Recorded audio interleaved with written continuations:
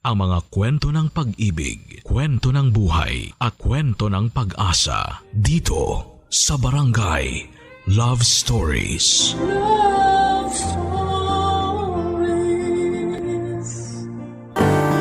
May mga bagay sa sarili natin na hindi natin kayang tanggapin at aminin.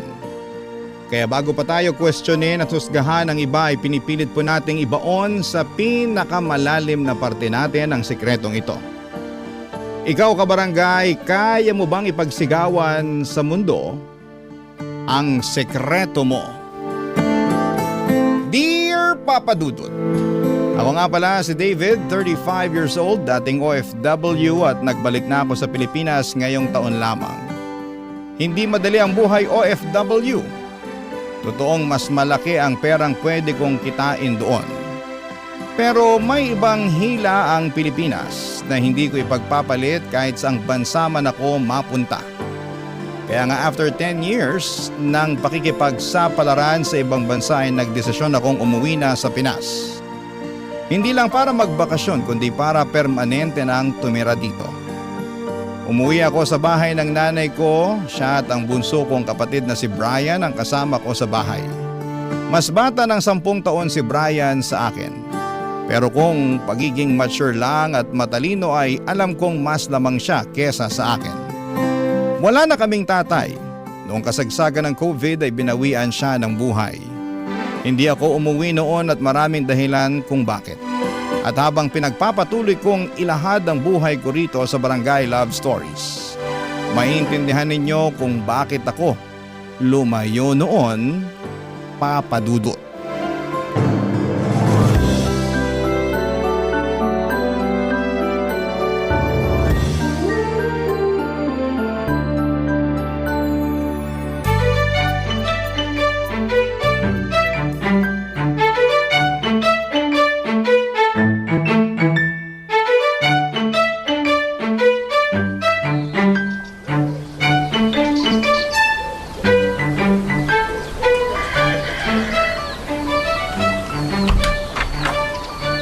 Tagal kang hinintay ng kwarto mo na makabalik, David! Welcome back, anak! Salamat, Nay. Parang walang pinagbago ang kwarto ko ah. Oh, naka-display pa rin sa dingding ang picture ko nung high school graduation ko. Pansinin mo rin ang bedsheet mo. Iyan ang paborito mong bedsheet, hindi ba? Ito nga yun. Ito yung pinagtagpi-tagpi ni Lola Inday ng mga retasong tela para makagawa ng bedsheet. Di ba yan yung project mo sa, home economics class ba yun? Nako, Nay. Ako ang pinakamataas na grade noon sa home economics. Dahil dito sa bedsheet na tinahi ni Lola Inday. Samantalang ang ambag ko lang naman noon abutan siya ng gunting at karayom. Hindi ko ipinagamit kahit kanino ang bedsheet na to. Nainggit nga si Brian nung nakita niya tong bedsheet. Bakit daw hindi siya ipinagtahi ni Lola Inday ng ganito? Ang bilis na talaga magselos ni Brian, no? Sinubukan naman siyang tahian ng Lola Inday niyo noon. Kaya lang... Kaya lang, hindi natapos ni Lola Inday na tahiin kasi namatay na siya agad.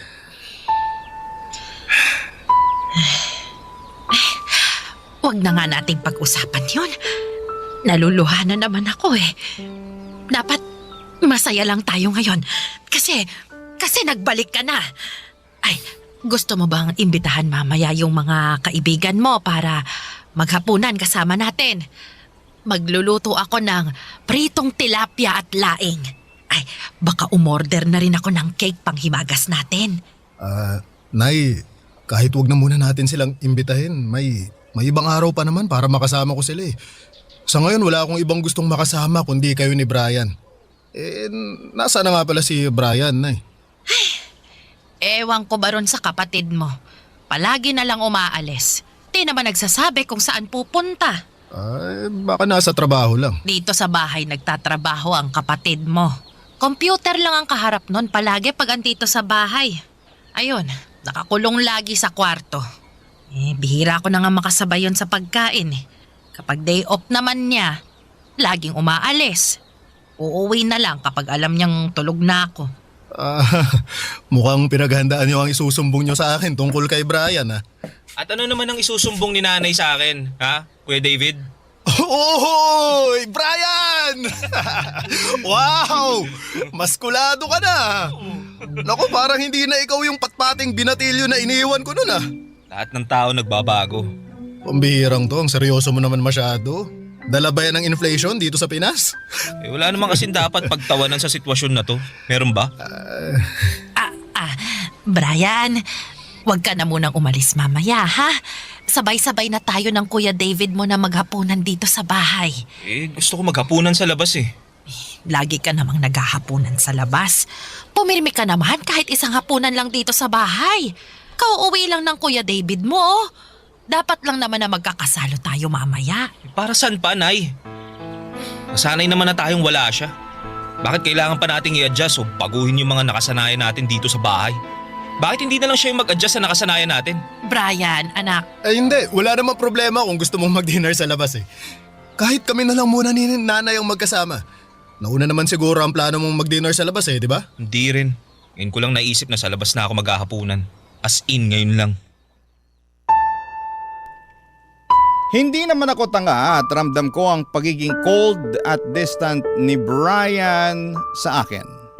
May hula naman ako kung bakit.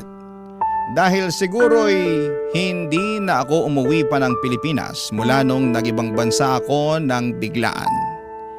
Hindi rin ako nagpaalam sa kanya noon. Walang nakakaalam ng plano ko kahit ang nanay ko mismo. Kaya siguro'y dinamdam ni Brian ang pag-alis ko, lalo't ako lang ang kakampi niya noon kapag pinagtutulungan siyang pagalitan ng mga magulang namin. Close po kaming dalawa ni Brian nung mga bata pa lamang kami. Naging parang mag-best friend pa nga kami noon. Lagi akong nasasangkot sa gulo kapag may nang titrip sa kanya. Naging dependent sa akin si Brian. Kaya naiintindihan ko siya kung nasaktan siya sa pag-alis ko. Lalo teenager pa lamang siya noon at may mga inaalam pang mga pagbabago sa sarili niya.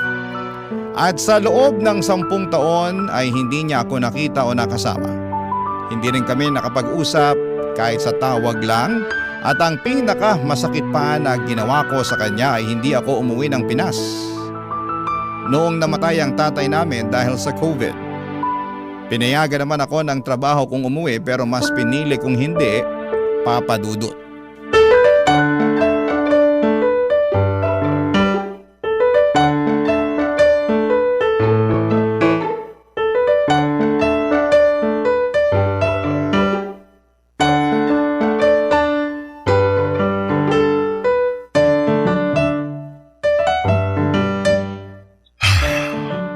Nasaan na ba yung si Brian? laki. Ayun lang pala. Brian, pwede ba kitang makausap? Anong kailangan mo? Busy ako. Wala naman. Naisip ko lang makipagkwentuhan sa'yo. Para kasing ilang araw mo na akong iniiwasan eh.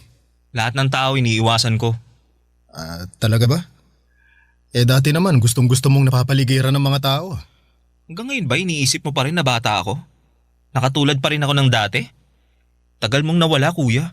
Hindi imposible ang pagbabago sa akin. Nagtatanong lang ako ha, hindi kita inaatake.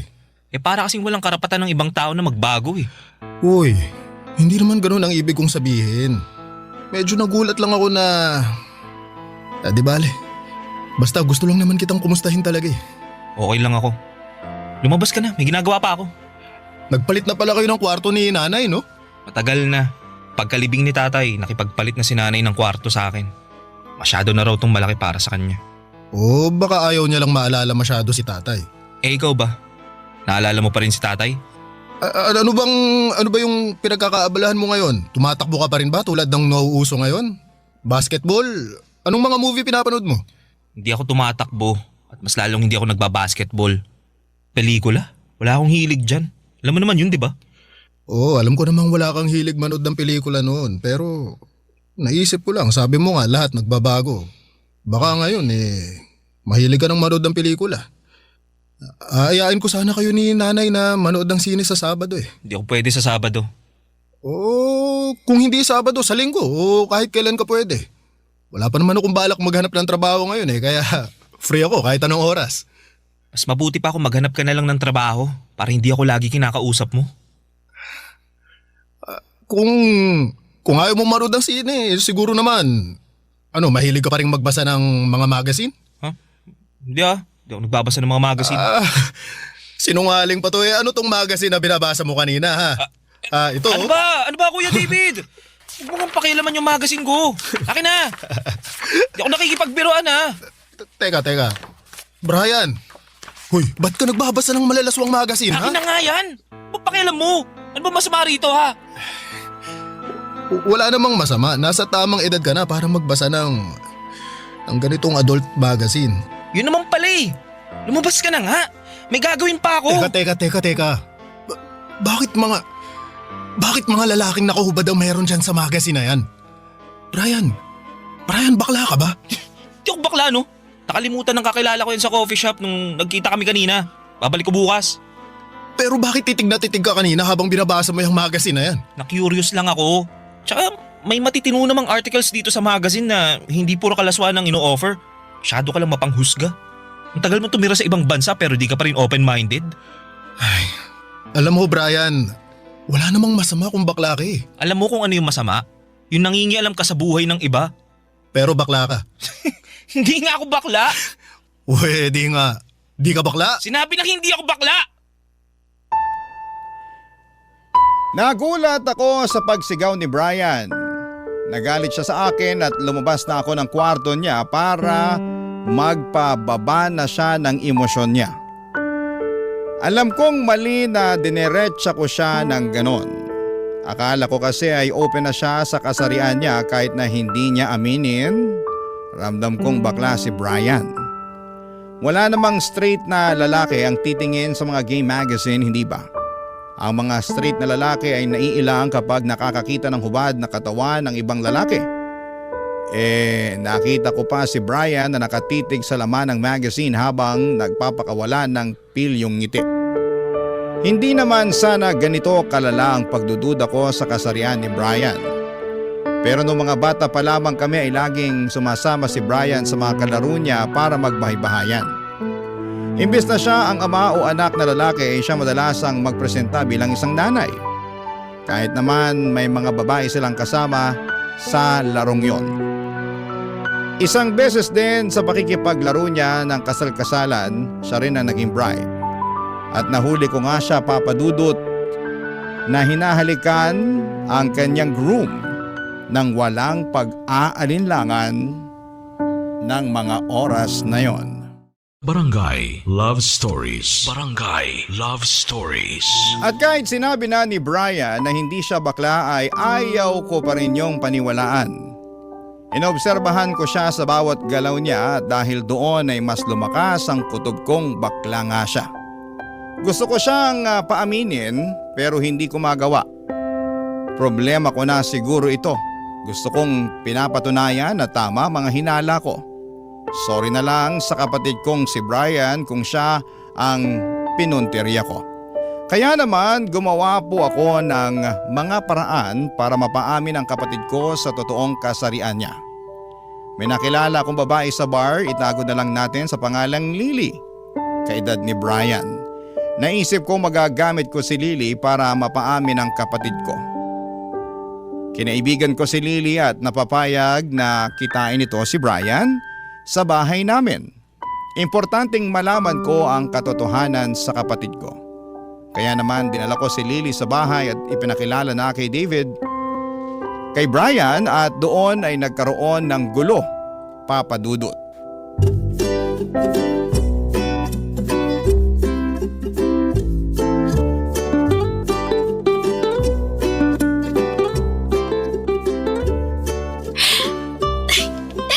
Sigurado ka? Magugustuhan ko kapatid mo, ha? Ay, oo. Di hamak na mas gwapo yun kaysa sa akin. Bakit kasi hindi na lang ikaw? Okay naman na ako sa'yo, eh. Ayan na siya. Pababa na ng hagdan. Nasaan si nanay? Nagsimba. Sinundo ng kaibigan niya kanina. Okay. Alis na ako. Uy, teka lang muna. May ipapakilala kasi ako sa'yo. Hi, Brian. Sino ka? Bakit mo ako kilala? Uy, ako si Lily. Friend ako ng kuya mo. Nakilala ko siya sa Bible study. Oo, tama yun. Inaaral namin yung Biblia sa tamang paraan. Ang galing nga nitong si Lily kasi kilala niya lahat ng main karakter sa Bible. Ay, oo, pati supporting characters. Oo. Okay, sige. May Bible dun sa sala. Baka gusto nyo ulit aralin. Kailangan ko na kasing umalis eh. Oy, Brian. Kasi ikaw talaga tong pinunta ni Lily rito eh. Gusto ka niyang makilala. Ako? Bakit ako? Kasi sa mga kwento pa lang ni David sa'yo, naintriga na ako. Parang, alam mo yun, parang may something sa'yo na gusto kong malaman. Pakidiretso na nga kung ano bang kailangan mo. Di ako manghuhula, tsaka nagmamadali ako. Sungit naman ito. Alam mo, bet na bet ko pa naman yung mga lalaking suplado. Nakakagigil. Alam mo, Brian, feeling ko magkakasundo kayo na ito ni Lily. Magkakasundo kami. Hindi ko nga maintindihan kung anong pinagsasasabi niyan eh. Dahan-dahan naman sa pananalita, Brian. Babae pa rin si Lily. Respetuhin mo naman. Ay, nako, kahit hindi mo na ako respetuhin, bastusin mo na lang ako. Mas ready ako dyan. Ganyan ka ba talagang klase ng babae? Hirap mo palang biruin at harutin. Kasi wala akong oras para dyan. Wala ka bang oras o hindi ka lang talaga interesado sa akin? Ay, salamat at ikaw na mismo nagsabi. Tama ka. Di talaga ako interesado sa'yo. Sa mga katulad mo. Excuse me, sa mga katulad ko? Pakilinaw mo nga kasi parang mas matalino ka kaysa sa akin eh. Di mo ba nakikita sarili mo? Kailangan ako pa magdikta ng mga mali sa'yo, ha?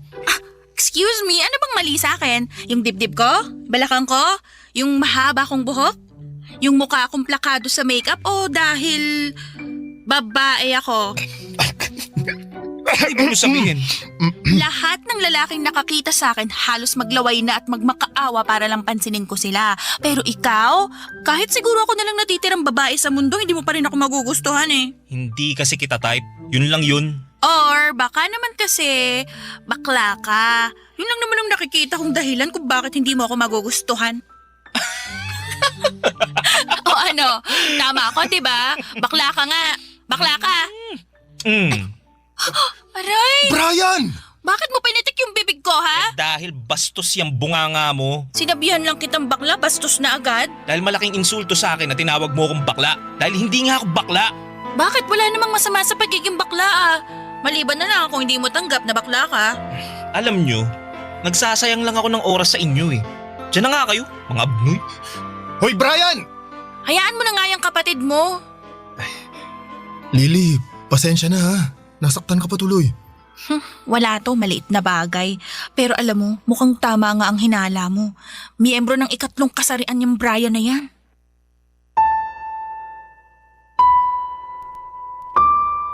Habang tumatawa ng walang hinto si Brian ay biglang nag-flashback sa akin noong mga bata pa lamang kami. Bungis-ngis talaga si Brian at nakakaaliw ang inosente niyang tawa. Sa tuwing naririnig ko noon ang tawa niya ay alam kong totoong masaya siya. Kaiba sa ngayon, napilit at nakakatakot. Malalim at parang may ibang kahulugan. Noong mga bata pa lamang kami, Papa Dudut, wala akong ibang gustong makita at marinig kundi ang tawa ni Brian. At madalas kong naririnig yon sa tuwing kasama niya ang best friend niyang si Ralph. Natatandaan ko pa sila madalas ang magkasamang dalawa. Kahit wala silang ibang kalaro, basta kasama nila ang isa't isa ay masaya na sila. Palaging inaabutan ni Ralph ng bulaklak si Brian. Galing yon sa mga pananim ng kanyang nanay. At natatandaan ko pa na laging inuuwi ni Brian ang mga bulaklak na yon at nilalagay sa kanyang tabi bago siya matulog. Kapag lanta na ay saka naman niya isinisiksik sa mga paborito niyang libro ang mga bulaklak na yon. Noong umalis si Ralph sa lugar namin ay hindi ko na muling narinig ang inosente at masayang tawa ni Brian. At palagi ko siyang nahuhuli na inaamoy-amoy ang mga natuyong bulaklak na inipit niya sa kanyang mga paboritong libro, Papa Dudut.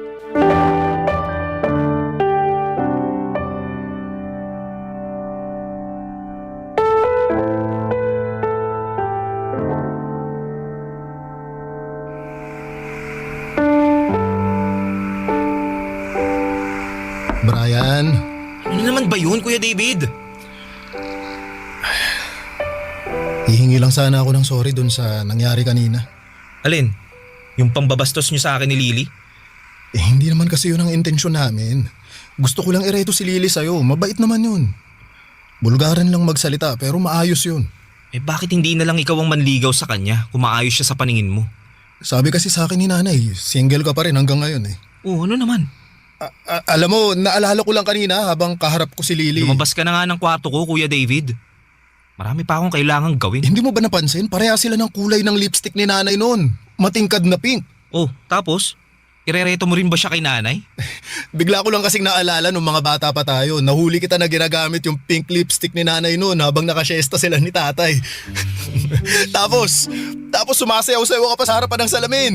Ginagaya mo yung mga napapanood mo na singer sa TV. Ano? Hindi totoo yan ha. Nag-iimbento ka lang. Ano paanong nag-iimbento after nga kitang nahuli, bigla kang lumapit sa akin.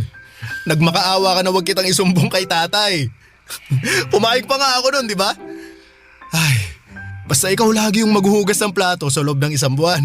Nako, ang bilis mo ako napapayag nun. Wala akong matandaan na sa mga pinagsasasabi mo.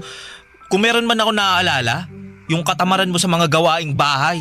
Kaya lagi ako inutusan ni nanay. Oy, teka, ito sigurado ako, natatandaan mo to. Hindi ka pa talaga titigil hanggat hindi ako napapahiya ng todo no? Hindi naman kasi yung nakakahiya. O saka ito pa ha. Ito, natatandaan mo ba? Lagi kang nanunood ng Flores de Mayo noon. Inaaya kitang manood ng liga pero ayaw mo sumama. Ang dami mong dahilan noon kaya nagduda ako. Kaya ayun, sinundan kita minsan kung saan ka ba talaga pupunta. Ayun nga, tama ang hinala ko.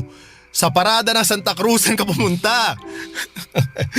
Pumapalakpak-palakpak ka pa noon. Tuwang-tuwa ka sa mga gown ng mga pumaparada. Nahuli pa nga kita na hinaplos yung gown ng Reyna Elene. Kumending-kending ka pa pagkatapos. Grabe.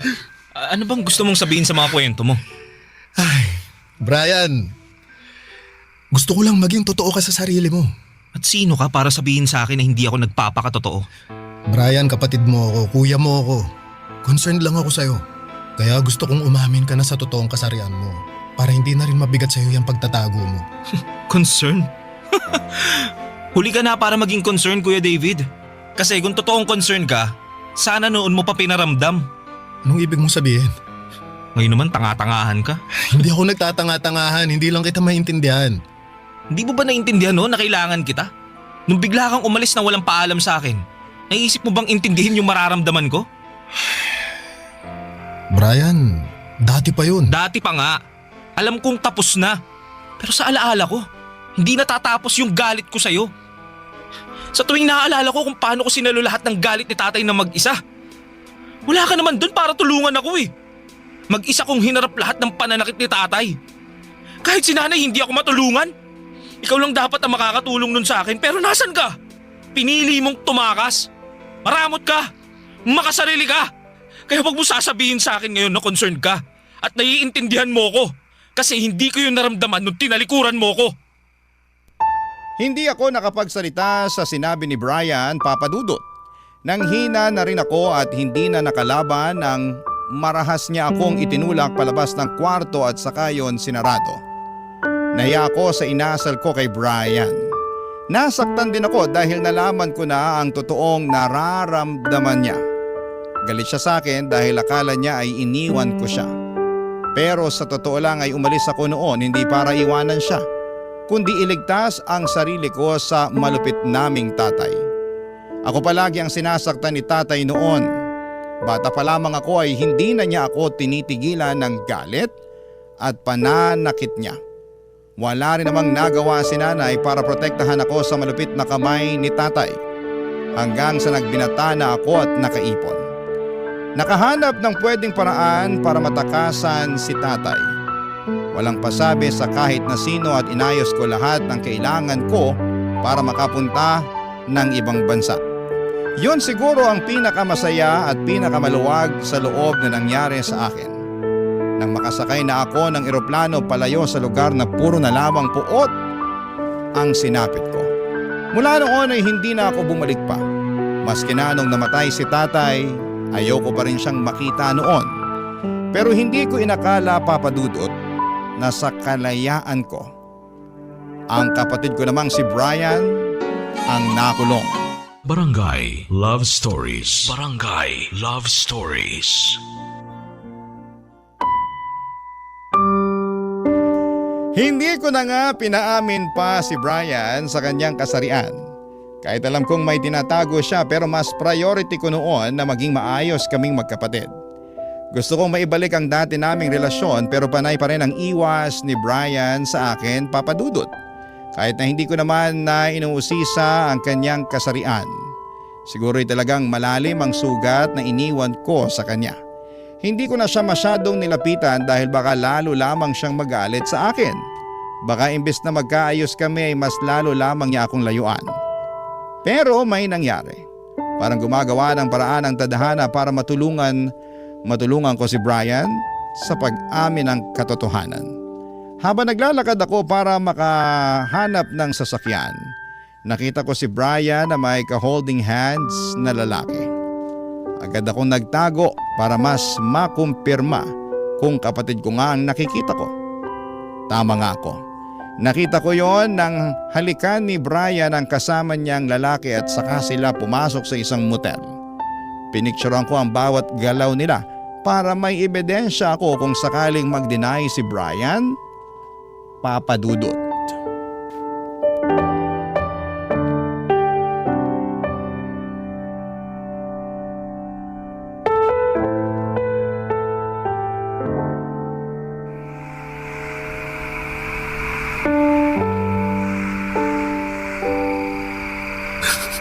Anong sasasabi mo?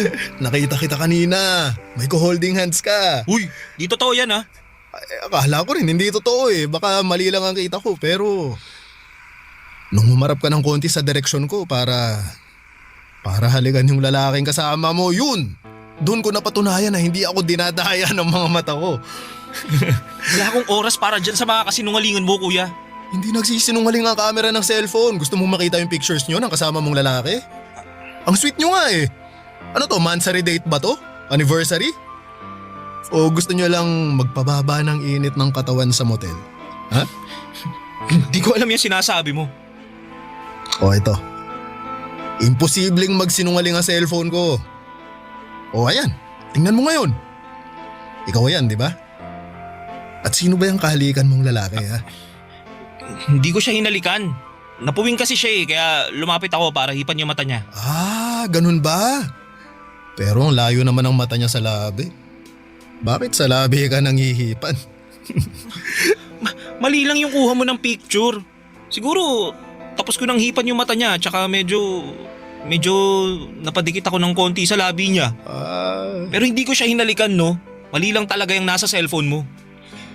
oo nga. Mali nga siguro nang kuha tong cellphone ko. Pero tama naman siguro yung nakikita natin pareho sa picture na magko-holding hands kayo, no? Hindi rin. Ano yan? Inaalalayan ko lang siya papasok nung... Motel. Papasok ng motel. O bakit kayo papasok sa motel? Makikiihi kayo? Kakain ng half chicken? Pansit? Ano ba? Boss ko yan. Tama, boss ko yan. Kailangan naming mag-meeting at dyan sa lugar na yan yung pinakamalapit na pwede naming puntahan eh. Eh sa pagkakatanda ko merong katabing coffee shop yung motel na yan eh. Bakit hindi na lang doon para hindi kayo napagdududahan? Mas malakas yung wifi sa motel na yun. Tsaka may restaurant naman yung motel na yun eh. Oo, umorder kami ng half chicken tsaka pansit. Kailangan namin kumain habang nagmi-meeting. Ah, ganun pala yun. Tsaka ano no, mas tahimik din kasi sa motel eh no? Oo naman, Oo. para makapag-usap kaming dalawa ng maayos. Hindi nakakarinig ng ingay ng mga sasakyan o ng ibang tao. Tama ka ron. Ah, okay. Grabe kainis, maling-mali talaga tong cellphone ko ng mga kuha. Hindi na pwedeng gamiting ebidensya to. Pero kasi sa pictures nyo nakuha ko, ang sweet nyo talaga eh. Parang bagong kasal. Oh, teka. Oo naman yung bagong kasal. Masaya lang kayong tingnan. Sino ba naman kasing hindi sasaya kung kasama mo ang boyfriend mo, di ba? Sinabi ko na nga sa'yo ang lahat. Boss ko yan at wala kaming relasyon. Inalalayan ko lang siya kaya parang nakahawak ako ng mahigpit sa kamay niya. Respeto ko yun sa kanya bilang boss ko no.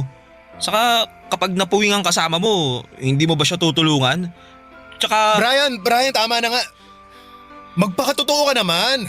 Ginagawa mo na akong tanga eh. Kahit sinong inosente kapag pinakita tong pictures nyo, mag-iisip ng iba eh. madumi ka lang talaga mag-isip. Madumi akong mag-isip o ayaw mo lang tanggapin na totoo ang iniisip ko tungkol sa'yo? Sumabog na ako noon dahil sa mga walang kwentang rason ni Brian sa kung sino ang kasama niyang lalaki na pumasok sa motel. Hindi ko talaga siya mapiga, Papa Dudut. Hindi ko pa rin mapaamin. At ang nakakainis dito ay parang hindi pa siya apektado at hindi man lang makaramdam. Ginagawa niya akong tanga. Pero higit sa lahat ay mas ginagawa niyang tanga ang sarili niya. Alam ko namang hindi lang ako ang nakakahalata sa pagiging kloseta niya. At ako na rin mismo ang naaawa dahil sa pagtatago niya. Pero ano bang magagawa ko kung ayaw pa rin niyang tanggapin ang katotohanan sa sarili niya?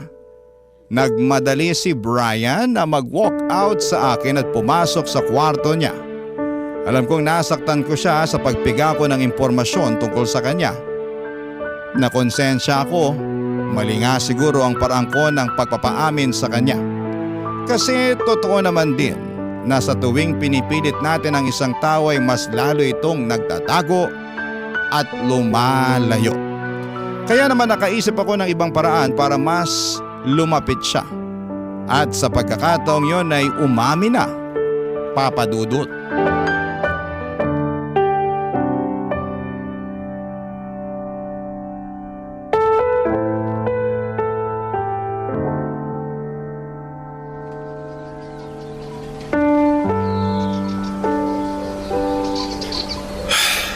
Alam mo ba ang dahilan kung bakit ako tumakas noon? Kung bakit ako ng ibang bansa? Kasi makasarili ka. Sana ganun lang kasimple ang dahilan. Sa ibang bansa, pwede kang maging malaya. Tanggap nila kung sino at ano ka. Open-minded sila, sabi mo nga, di ba? Hindi kagaya rito sa Pinas, ang dami munang manghuhusga dahil iba ka sa inaasahan nila. Anong ibig mo sabihin? Bakla ako, Brian. Bakla. Kaya ako na mismo ang nagsasabi sa'yo, walang masama sa pagiging bakla.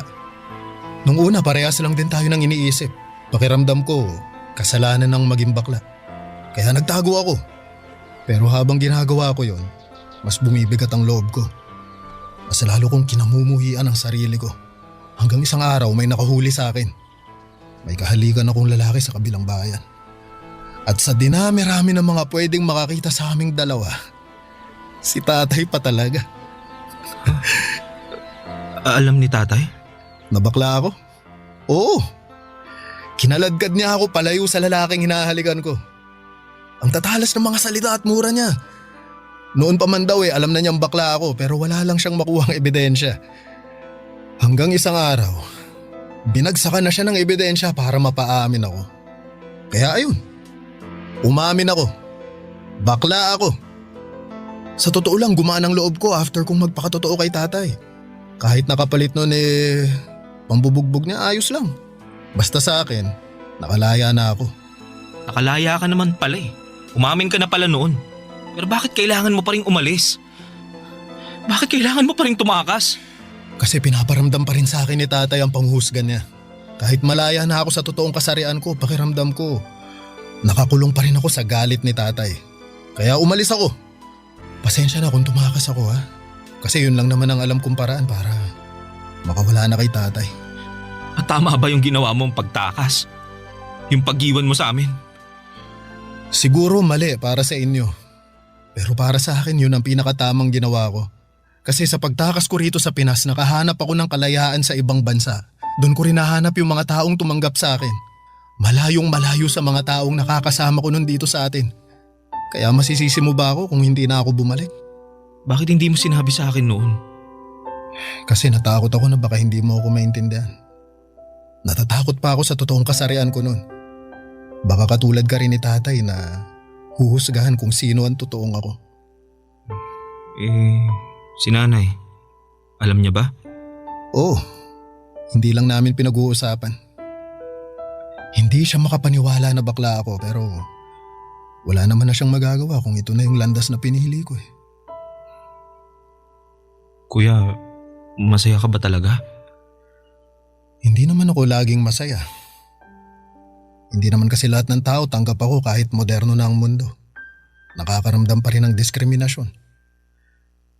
Parte na siguro yun ang pagpapakatotoo ko, pero ang mahalaga, malaya ako. At alam mo, gusto kong maging malaya ka rin tulad ko. Hindi ako bakla. Okay, naiintindihan ko. Basta tatandaan mo kahit sino at ano ka pa. Kapatid kita at mahal kita. Ha? Ano Brian? Gusto mo bang magkape? Tara, samahan mo ako. Meron akong alam na... Bakla ako.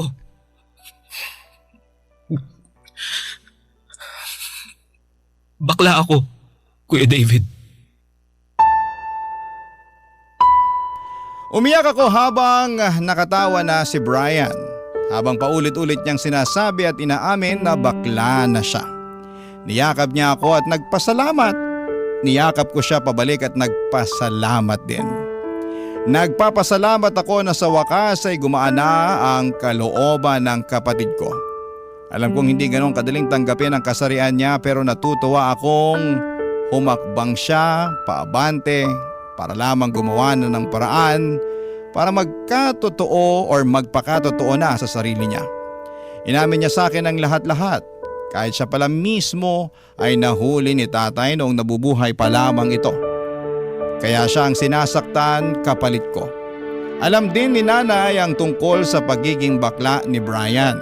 Pero tulad ng sa akin ay ayaw din ni nanay na napag-uusapan pa yon. Pero hindi naman siya gumagawa ng paraan para itago namin ang kasarian namin. Sa ngayon ay malaya nang nakapagladlad si Brian. Dinala na rin niya sa bahay ang boyfriend niya. Totoong hindi pa komportable si nanay pero nirespeto niya si Brian sa desisyon nito. Nakita ko kung gaano kasaya ang kapatid ko at dahil doon ay wala akong kasing saya.